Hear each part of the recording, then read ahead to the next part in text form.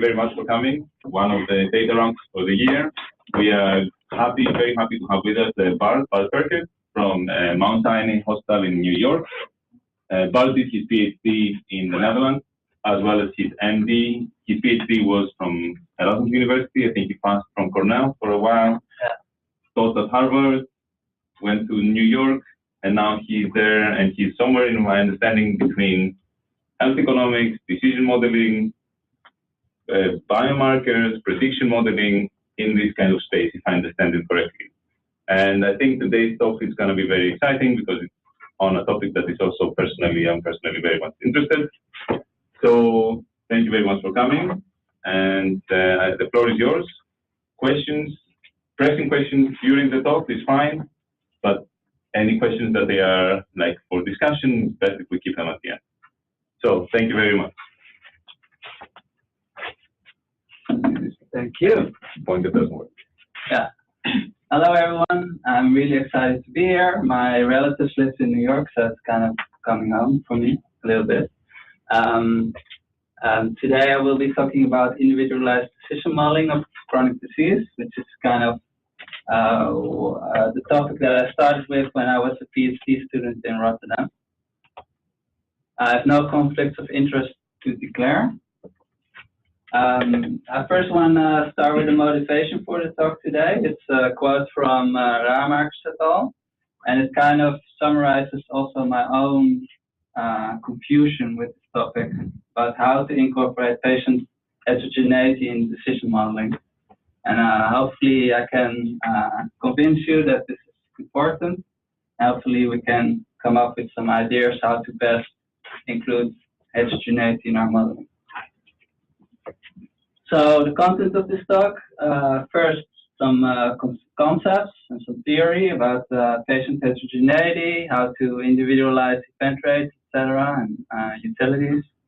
Then how to evaluate individualized care versus non-individualized care. And then I will illustrate the concepts using an example, which is based on a randomized clinical trial. And we decided to actually build the individualized decision model based on the individual level participant data from the trial. And then hopefully I provided enough new information for you to start the discussion with you. So let's first start with a really simple example. Let's assume we're interested in an outcome, average life expectancy, for the United States Census general population older than 40 years. Then we all know that it's really easy to get annual mortality rates, which are age or sex dependent. We can easily get those from vital statistics, so that's basically never a problem. And it's also kind of the same if you are interested in building a decision model based on the literature.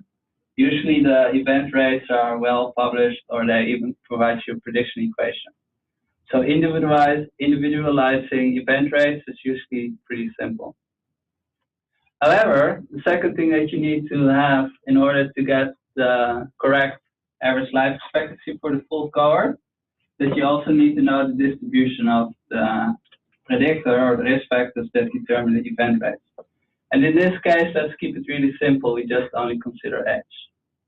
So we're lucky because also the vital statistics provide the full distribution of the age older than 40 for the United States Census population in 2015, which is the latest year. However, many times we have the problem that from the literature, the distribution of the risk factors is not provided in enough detail. So what you can do is you can start guessing what the distribution is. So let's say the best guess is like standard distribution and normal distribution.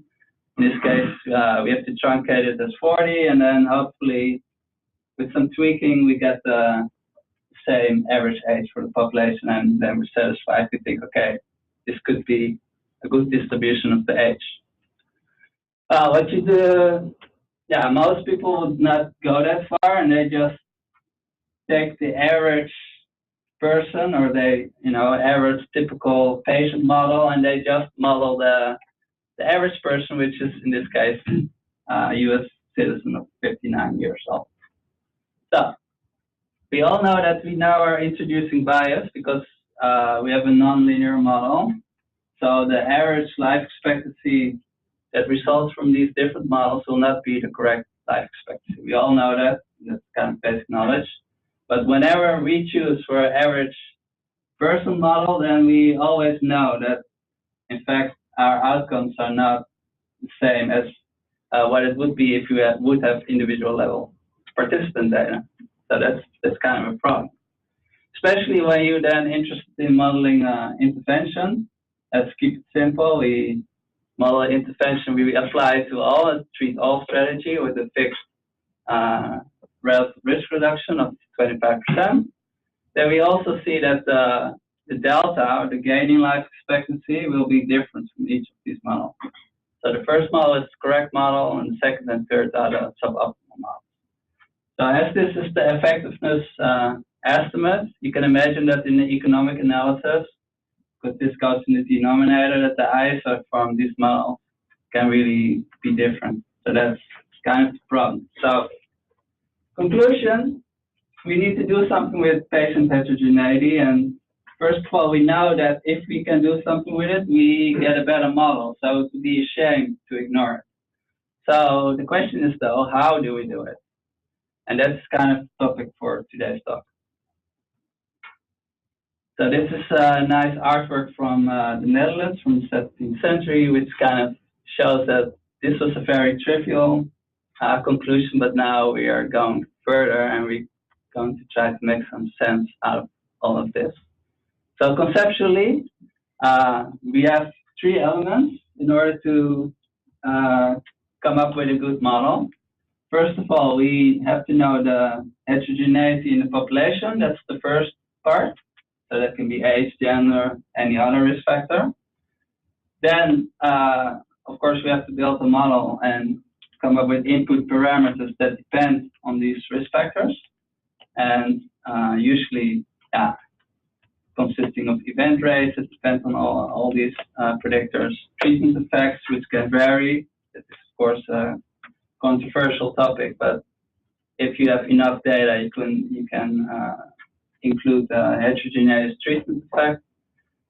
Utility weights can vary according to age, gender, other like disease, of course, and also resource utilization.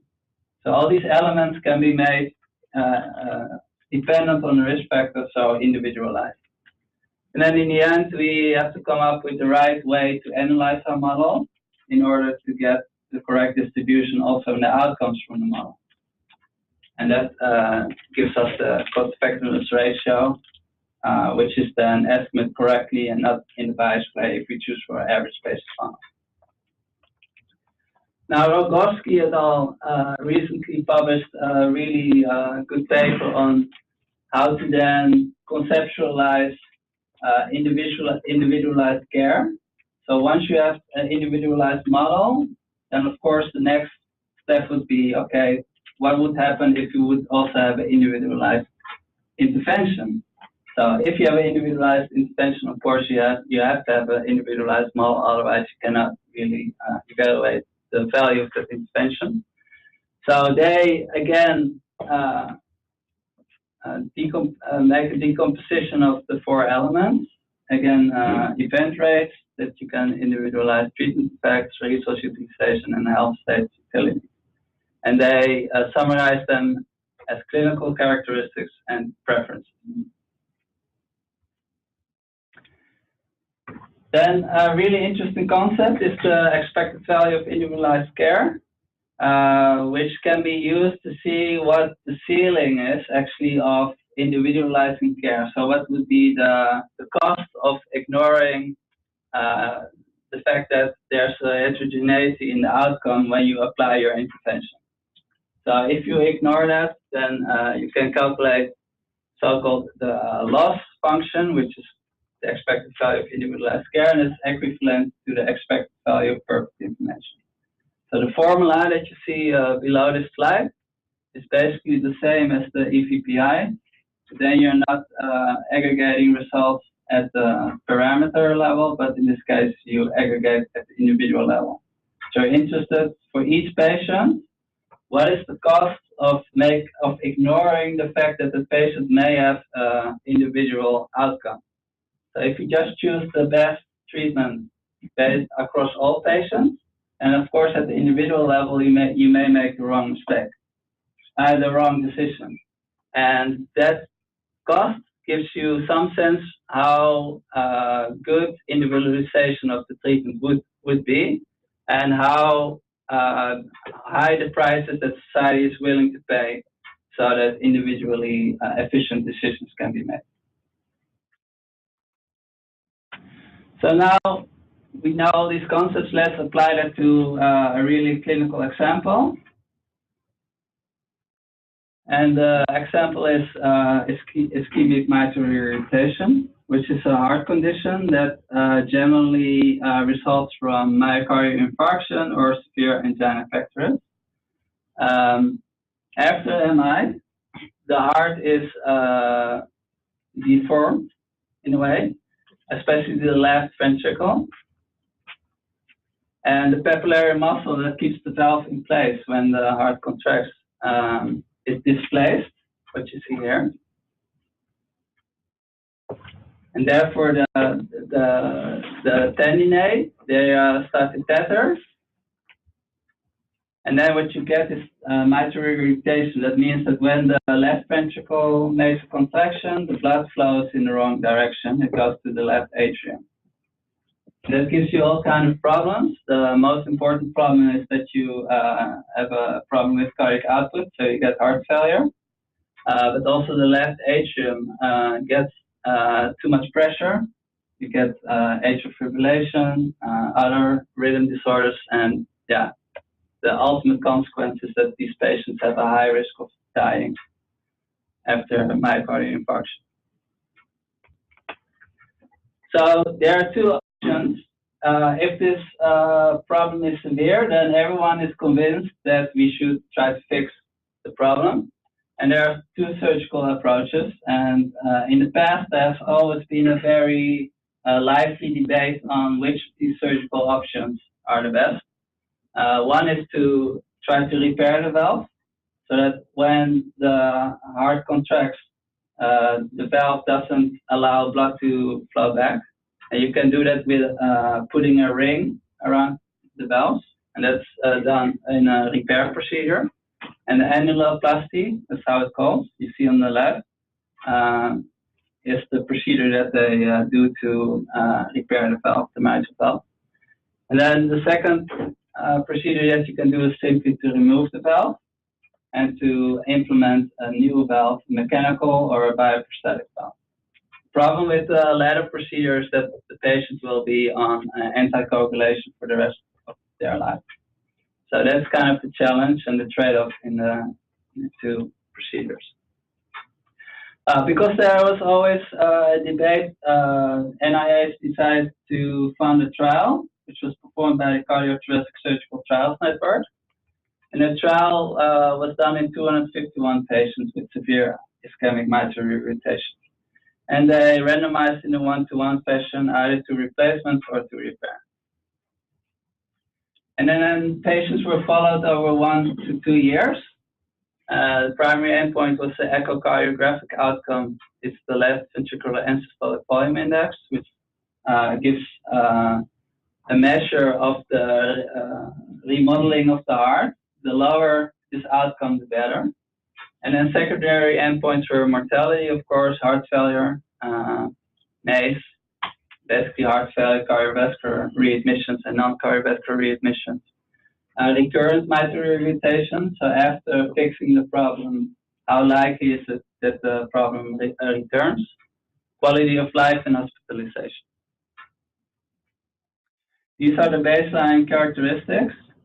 Not surprisingly, most patients had an MI in their history, so about 70 to 80% had an MI, and the other patients had either a PCI for angina pectoris or a CABG.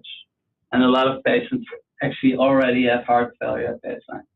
So this is a very sick population with a very low life expectancy. The primary endpoint, which was the left ventricular end systolic volume index on the left, did not show differences across the study arms.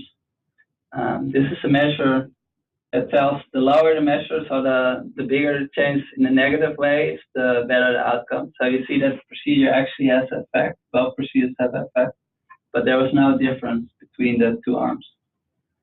When you look at all-cause mortality, you see that mitral valve replacement is a more intensive procedure. So in the beginning, there's a little bit a higher mortality risk, it appears. But over time, you see that the mortality curves start to converge.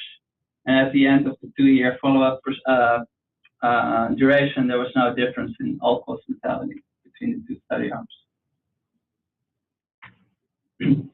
However, there was really a big difference in actually fixing of the problem. So at some point over the over the two-year time horizon, you see that at some point echographically there was a sign of mitral regurgitation again in the repair arm. So about 60% of the patients with replacement had a mitral regurgitation at some point in time, and only 4% in the replacement arm had mitral regurgitation.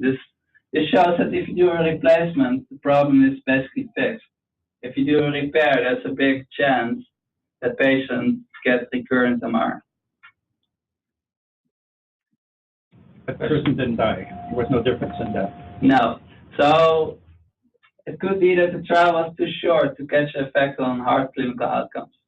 Because we know that mitral regurgitation itself has a big effect on mortality, heart failure, and atrial fibrillation.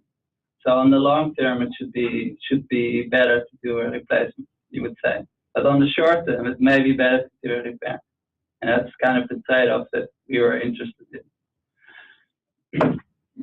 So I talked a little bit about the short-term risk. You saw that the mortality was higher for replacement, and that also translated when you look at the index hospitalization, that, for instance, the ICU stay on average is longer in the replacement arm. That kind of, you have like different signs that show that mortality shortly after the procedure is higher in replacement. When you look at readmissions, then there was actually a significant difference in cardiovascular readmissions. So when you look at heart failure and other cardiovascular reasons, then the replacement arm did better. So there were more cardiovascular readmissions in the repair arm, which may make sense because we know there was more recurrent mitral regurgitation. So the other secondary endpoint was the economic endpoint. So given all these trade-offs that we just saw, we decided to perform a cost-effectiveness study alongside the trial from a U.S. healthcare perspective. This study was designed as follows. One part was to just look within trial outcomes. We call that within trial cost-effectiveness analysis. And then we also decided, because of the question of the gentleman in the back, that benefits may lie in the future, to also do a long-term cost-effectiveness analysis. And for the latter, we used a decision model. So for the cost, we used claims data, and we converted claims into costs using cost-to-charge ratios. And then we simply calculated average cost over the time duration by summing up costs for every patient and then dividing by the total. And then you get these nice cumulative cost curves, which show that in the beginning, replacement was more expensive. And then later on, you see that repair starts to catch up with replacement. And at the end of the 2 years, costs were basically the same. Quality of life was measured with the SF12 longitudinally, different time points over 2 years. And we converted SF12 and SF16 to get preference weight. And you see that in both arms, quality of life improved. But at the end of the follow-up, there was hardly any difference. To convert SF60 utility weights, we used a simple area under the curve approach in every patient. And there are two methods that you can apply when the patient dies before end of follow-up. And the first method, you can assume that quality of life gradually decreases after the last measured SF60 utility score. And in the second method, when the patient dies, you assume that the quality of life can be extrapolated and then abruptly drops to 0. And we used the latter method in the base case analysis. But results for the two methods didn't really matter, actually. These are the results showed for the within trial cost effectiveness analysis. As shown before, you see that in the beginning replacement was more expensive, but at the end of the follow-up, there was hardly any difference. Repair was a little bit better in terms of qualities, and that has to do with the mortality curves that I showed you in the beginning. So mortality, the area under the mortality curves were slightly better for repair.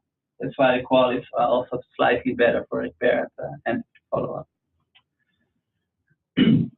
But there is lots of uncertainty. So if you look at the confidence intervals, then they are pretty wide because this is a small trial and costs that high variability. This is kind of what you expect. And also the qualities were not, the uncertainty was also quite wide actually. So the question is, maybe the trial was too short actually. So we didn't include all benefits that you can expect from replacement because we know that it is better in terms of cardiovascular admissions, but in the end, qualities and costs were not really different at 2 years.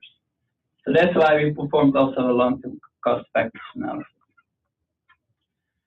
We decided to use the individualized microsimulation model, which is depicted here, 2 arms, and then we decided to model readmissions and mortality. And the microsimulation model kept track of costs. So every time a readmission was simulated, the cost of the readmission was included, and also we kept track of quality of life penalties.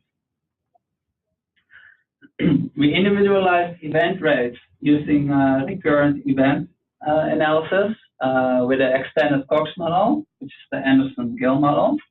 And these are the hazard rate ratios that resulted from the modeling. As you can see in bold, when you look at the repair versus replacement effect, then you see that indeed repair has a significant better mortality before 3 months of follow-up. This was done with a time-dependent variable. So mortality was decreased by 50% if you would do a repair before 3 months. So that is an important effect that was accounted for in the model. The other interesting one is that, as you expect, when the patient is older, overall mortality is higher than in young patients. And also, this also applies for female gender, which is known from the literature. Females generally present with more severe disease than men if they have ischemic mitral regurgitation. So all these effects kind of make sense. Is age of baseline or age is continuous? This is baseline age. Yeah. So we also, another question? Oh, sorry. We also included time-dependent effects for readmission.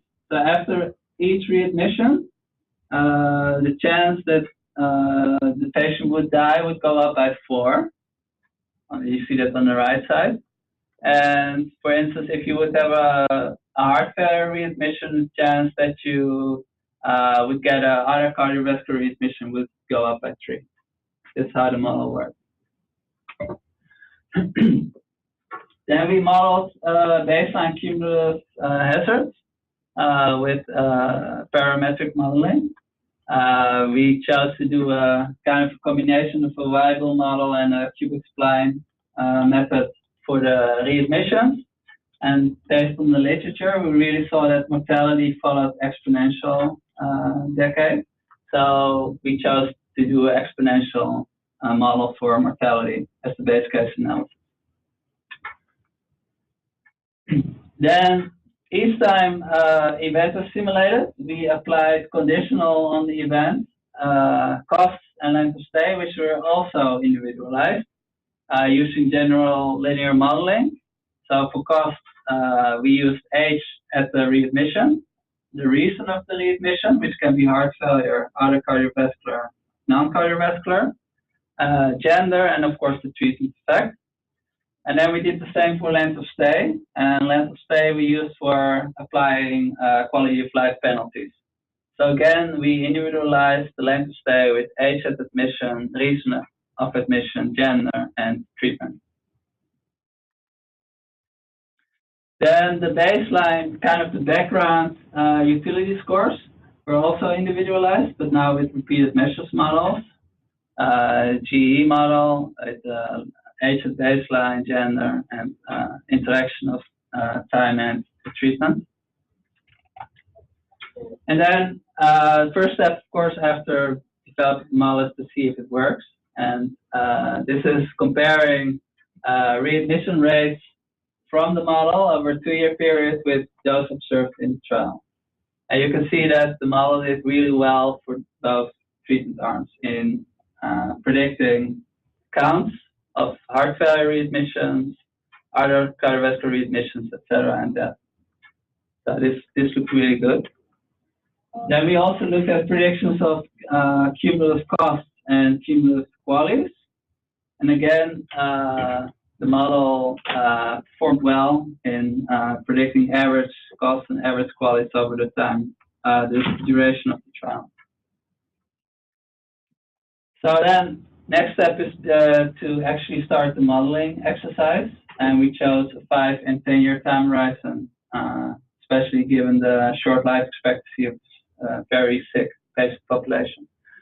And what you can see is that over a 10-year time horizon, replacements started to perform better and better than repair. And then also the outcomes in terms of cumulative costs and qualities started to improve with replacement. So in the beginning, we saw that repair was still a little bit more expensive than replacement was still a bit more expensive than repair at 2 years, and the qualities were still a little bit worse. But at 5 years, you see that replacement starts to catch up, and at 10 years, you see that replacement is actually the dominant strategy. It's cheaper, about $1,800 per patient, and it also provides more qualities. Although the difference is still small, it's 0.09 better. So conclusions from this example: the within trial duration shows us that cost and effectiveness are kind of similar for the two approaches. But in the long term, it seems that mitral replacement is the better option on average. It gives better cost, and it also gives better quality. So it's dominating repair. So now we fully ignored individualization. So let's now do a post-hoc analysis and see what would have happened if we take the individualized approach, given that we have an individualized decision model. So now instead of averaging outcomes at the parameter level, we use the bootstrap approach for parameter uncertainty. So all the outcomes that I showed you before are all aggregated at the parameter level. We now have to set up our model in a different way and include the trial participants in the outer loop. Then each individual will be modeled with 1,000 bootstraps of the parameters. And then to cancel out stochastic uncertainty, we also have to apply some random walks. So then for each individual, we take the average. So now we have average outcomes aggregated at the individual level. And then we can make this scatter plot and show what the heterogeneity in differences in cost and differences in qualities for each trial participant. So we have 251 trial participants and 251 dogs here in our scatter plot. So you can see that on average, which is the red triangle in the middle, that replacement, because we compare replacement to repair, gives a little bit better qualities on average in our population, and it's also cheaper. So while aggregating at the individual level, we kind of get the same estimates as when we aggregate at the parameter level. So that makes sense. And then you see the variation within our trial population. So every dot gives you an idea what the heterogeneity in outcomes is.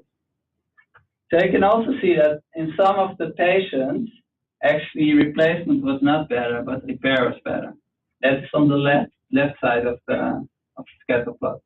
So on the left half, repair was better in terms of health benefit, but not always in terms of cost. So in most patients, replacement was cheaper. That's what this plot tells you.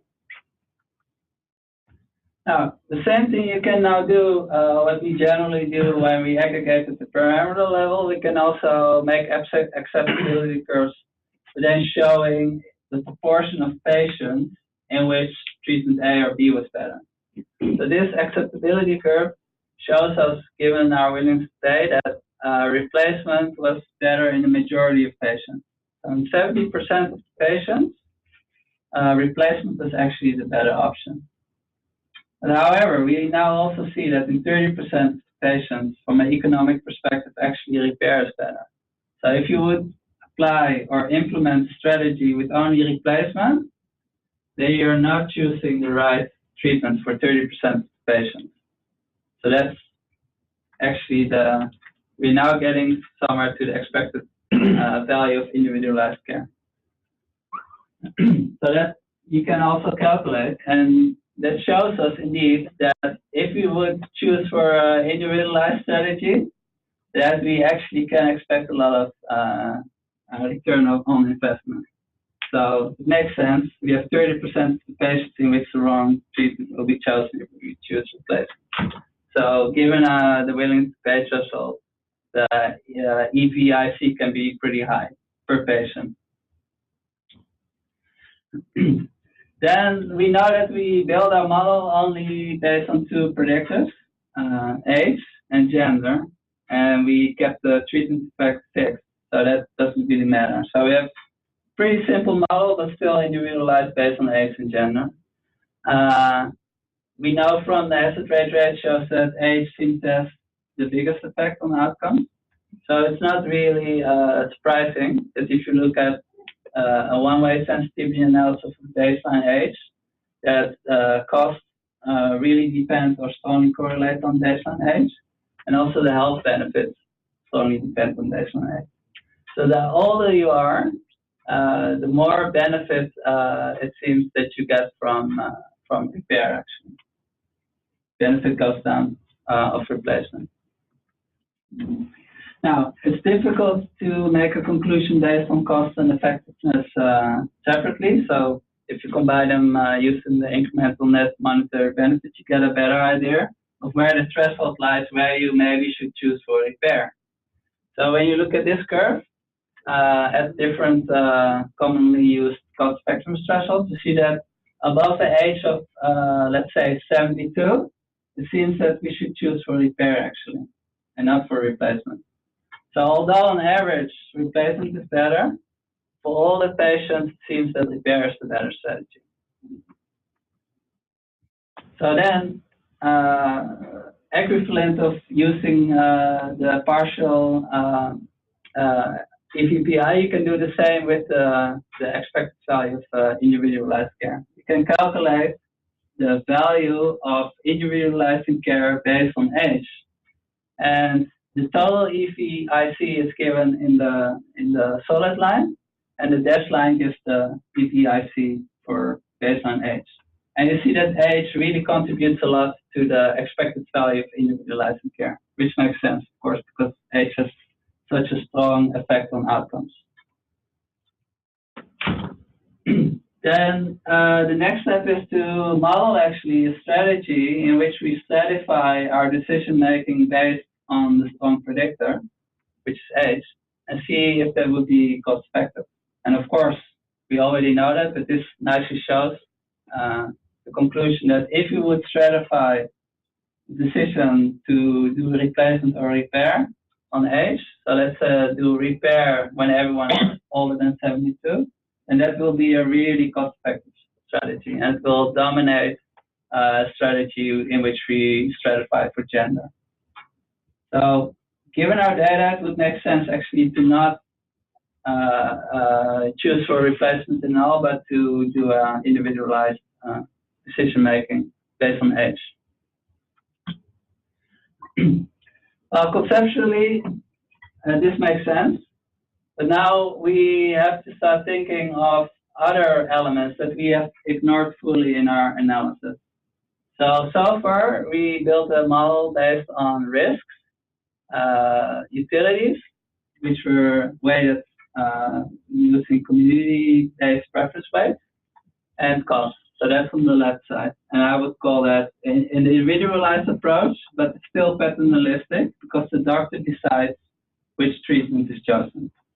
There's no communication with the patient, and preferences of the patients are not accounted for. So I would call that the individualized paternalistic approach. Well, the original paper by Meltzer and Basu, they considered to use for individualized care preference weights obtained from the patient, and then compare to paternalistic care. So in the model that I just showed you, that was not done. It was done based on the paternalistic approach with individualizing of event rates, etc. So another conceptualizing, concept of implementing individualized care would be to look at patient preference weights and not use the community level preference weights, what I did. So another really important concept is that doctors in general make decisions not with in the back of the mind what would be the impact on societal costs. So they generally focus on health benefits only. And that's called the expected value of individualized care without cost internalization. So the scatter plot that I showed you in the beginning is EBIC with cost internalization. So we would choose repair for these people because these people will have a ICER above the willingness to pay threshold. So in this case, we would not choose for replacement, but we would choose for repair based on efficiency arguments.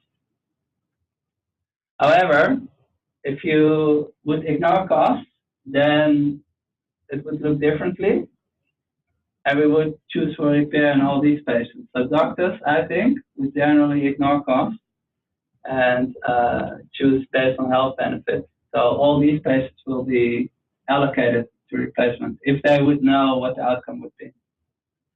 So you can imagine that the EBIC is very different if we calculate it without cost internalization.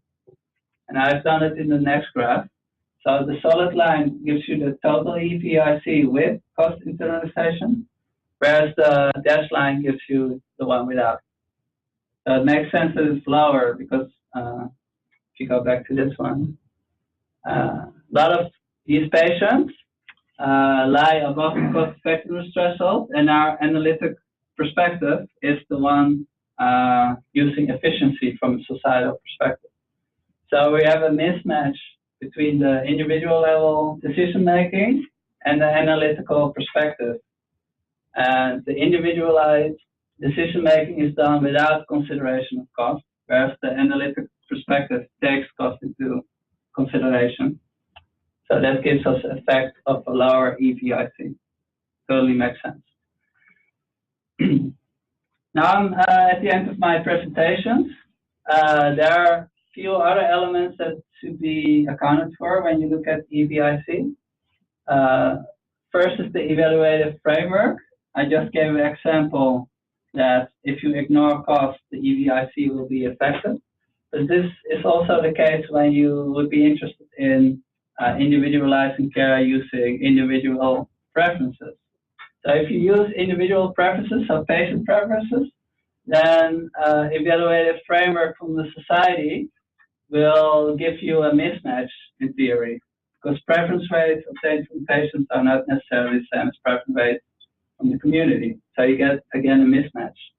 So if you would take an analytical perspective from the welfarist viewpoint, then that mismatch will be smaller, because the welfarist viewpoint tells you that you have to optimize the satisfaction of all individuals in society based on their preferences.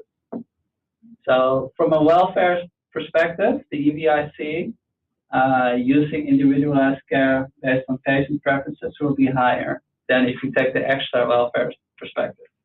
So it's also about the mismatch between individualized care and the analytic framework. Another important thing is that the quality doesn't account for all beneficial effects. So some people would argue that if you would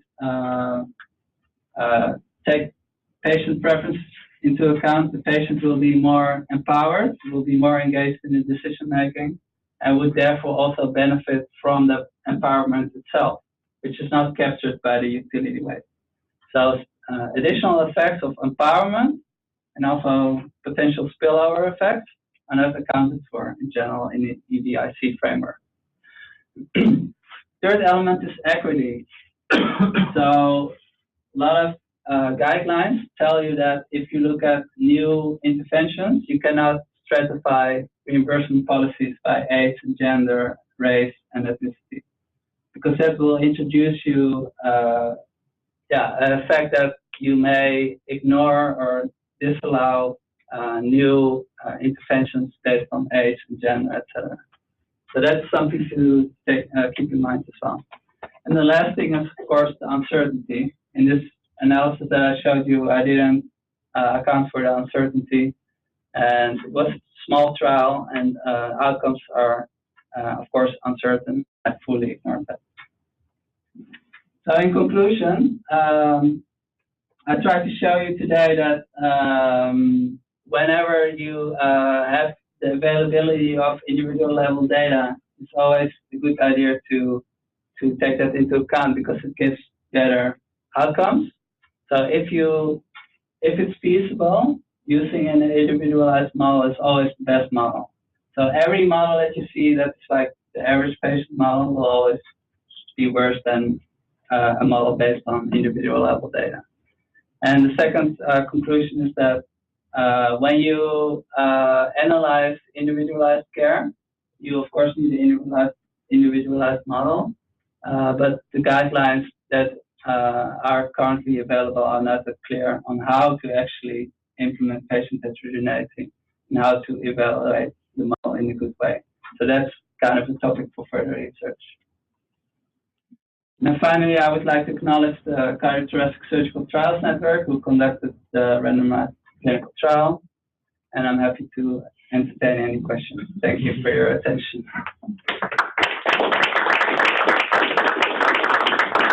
Thank you very much, Bart. Any questions? I'm just curious, that's a naive question, but you know, these are clinical trial centers, and patients have voluntarily agreed to participate in the clinical trial. And can you, given your data, can you compare the results that you actually observed with this cohort to across the board results for all repair and all replacement outcomes? Yeah. Just to see if you might be selecting a special group here. Yeah, I think that's definitely the case for this trial. This was not a pragmatic trial, so it's just set up as an explanatory trial. So there was strict enrollment criteria in this trial. The flip side is that given that you've done that individualized modeling, you know, you've extracted some parameters, could you introduce some terms to bias the modeling to introduce the sort of expected population-wide, you know, whether you're getting in Ohio, in a rural hospital versus in, you know, a high performance hospital. Yeah, this was not done for the results in this talk, but I know what you mean. You can try to, for instance, try to reweigh trial participants in order to have a more generalizable outcome, what you expect in the patient population as a whole. And I find it really interesting because there are different ways to do that.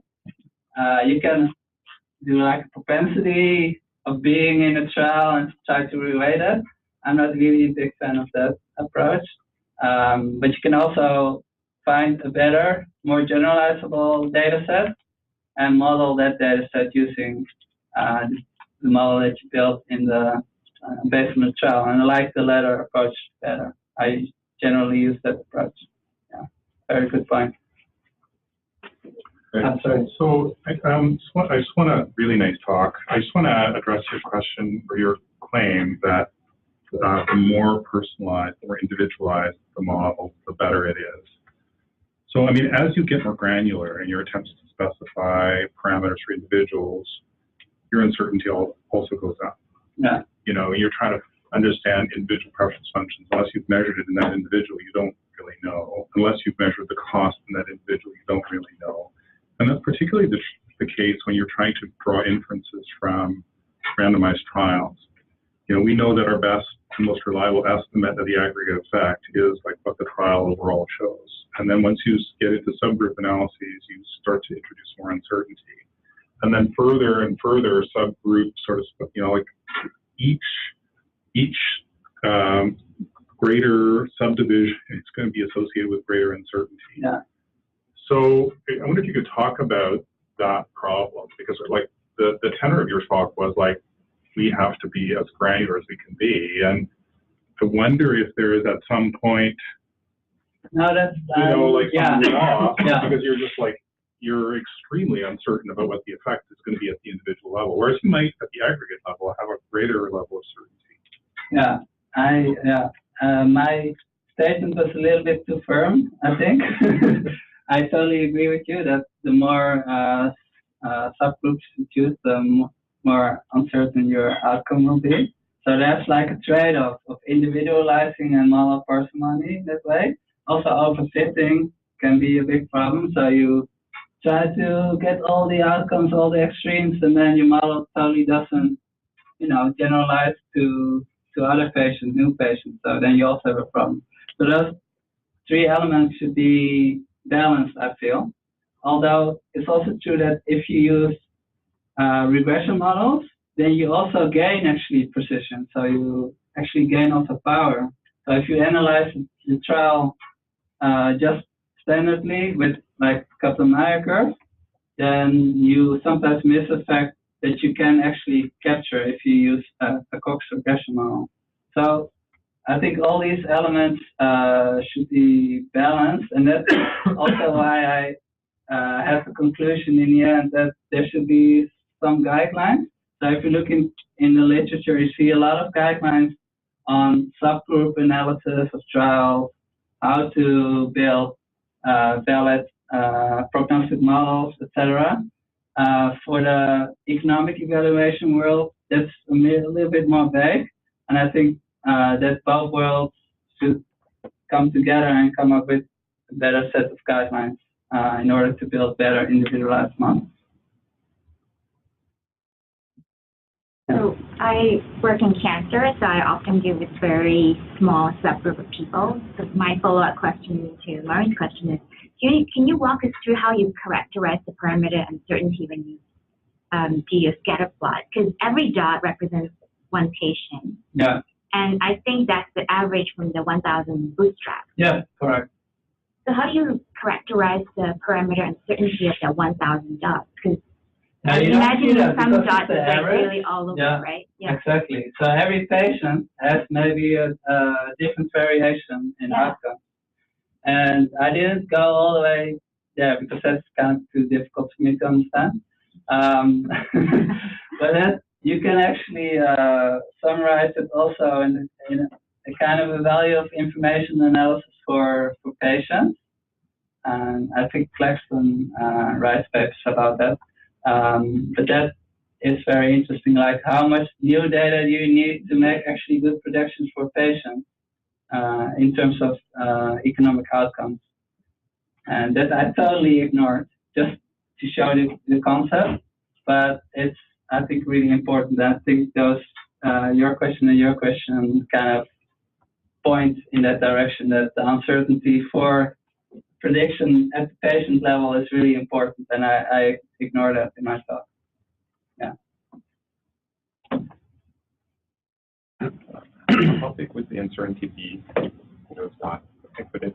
So allow you to make it the accurate, or it will be very big, because I didn't show you the results on the parameter level, but I did actually. I showed you the 95% confidence intervals, and especially for cost, the variation was quite enormous actually. But there's also something, you have the uncertainty from a frequentist perspective. You have also your prior knowledge, of course, and we know that age is really important, and we also know that we have statistically significant effect that replacement gives you a higher mortality up front. So all these elements put together, even though I have an uncertain model, I think that still age is an incredibly important indicator of which of the two treatments is better. And in the end, you make the decision based on the average, of course. So, yeah. I find this a very interesting presentation. I guess especially because I have a very close friend who's in the middle of the decision-making space that in relation to mitral regurgitation right now. Yeah. I would guess there are several potential publications going to come out of this path of work. In relation to that particular trial, is it published already? There's trials have been published. Regurgitation one. Yes, in the New England Journal, 1 year follow-up and 2 year follow-up. Okay. And the economic analysis has been published in Circulation, Cardiovascular Quality and Outcomes. Good. I just had one question in terms of the results. Do you have data for the mode of death in the, or I guess it's the trial, in that particular trial?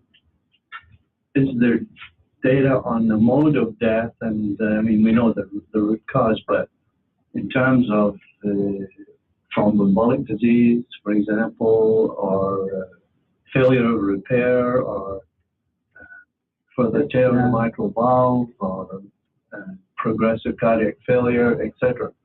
That would be very interesting. Yeah, I think we didn't look at it because the trial was not powered to look at mortality. Of course, we have. What do you mean by that? To see if there's differences across the study arms, but if you're just interested in the mode of death in the population itself, that is an interesting point which has not been addressed with the data yet. So I think we should definitely look at it, because we have the cause of death in every patient. You can pretty much predict, but you can see from the differences in the survival curves, most of the deaths in the repair arm are going to be, in the replacement arm, are going to be perioperative deaths. And as time goes on, they're going to see more heart failure deaths. Yeah, I think so. Okay, thanks. Yeah. Just one question: are these operations like hernia operations? Does the skill of the surgeon matter, or does the experience of the surgeon matter? Very good point, because that definitely matters. So yes, the debate is actually determined by the surgeon. So surgeons believe if they do repair over the whole career, that repair, of course, is better. And that's also actually true, because it's a very difficult procedure, and the skills of the surgeon determine the outcome of the repair. But retrospectively, I guess you could, given there was a random assignment, yeah, you could sort of detect whether there was an impact of the stated skill of the surgeon, and it would be a simple. Yeah, so there are papers, they don't use trial data, they use administrative data, and it's true that the type of surgeon determines success rate of the. So it's a contributor to the variance. To that. Exactly. But this trial was randomized at the center I know, level, but that's the opportunity to detect that influence. Yeah, definitely. Also a little bit controversial, I think. Yeah. I have a quick question. Yeah. So you work within a hospital. Sorry? You work within a hospital. Yeah. And some of the work that you do probably reaches to the surgeons or reaches to people that they will consider possibly implementing your findings. Yeah. How has it been? Like you showed us how, if you were to be thinking of efficiency in the societal, you would be choosing one way, but if you are a clinician, you would be choosing the other way. Yeah. Is that how you see clinicians behave after they look at your results? Or is there a learning curve that, physicians will start thinking of costs? And I mean, there is, in Canada, because of the difference in the healthcare system, there is some consideration of cost from the clinician side. What is the US experience on that, given that you are in a hospital? Yeah. It depends, I think, on the medical problem. I think in general, you can say that physicians do not consider societal costs when they make decisions, unless they are forced to do that, for instance, by CMS or other payers. You can also, if they do think of cost, then not necessarily they think of cost in the way we would think, that cheaper is better. Sometimes they think in the opposite way, because they benefit from the opposite. When you, for instance, look at orthopedic surgeries, you sometimes see like really ridiculous high prices that may drive the decision making even. With this problem, I think their decision making is firmly based on their experience with the procedure, and also I think it has also to do with preferences of the patient. I think they also talked with their patients and asked them, what do you think about the consequence of when we do a replacement, you will be on anticoagulation, and when we do a repair, you won't be on anticoagulation. Those elements also play a role. But I think mostly they choose the option that they think is best based on their experience. Yeah. And not costs. All right. Thank you very much. Yeah, thank you.